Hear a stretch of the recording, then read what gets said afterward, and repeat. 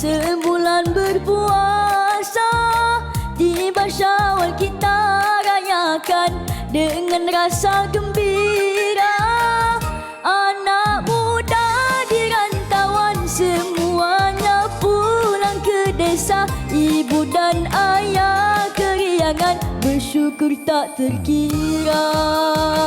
Bertukar senyuman dan salam, ziarah menziarahi, tutur dan kata yang sopan, saling memaafi.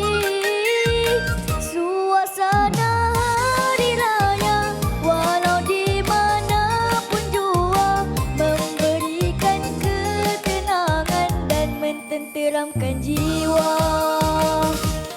Kuih dan buih beraneka macam, makanlah jangan hanya dipandang. Ketupat rendang sila nikmati, kawan penat memasak malam ke pagi.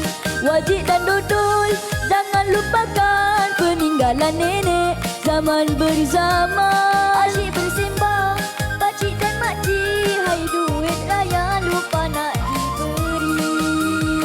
Berlalulah sudah Ramadan, sebulan berpuasa, tiba Syawal kita rayakan dengan rasa gembira.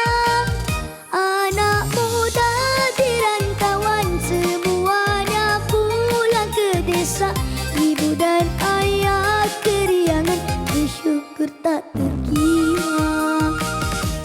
Kuih dan muih beraneka macam, makanlah jangan hanya dipandang. Ketupat rendang sila nikmati, kawan penat memasak malam ke pagi. Wajik dan dodol jangan lupakan, peninggalan nenek zaman berzaman. Asyik bersembang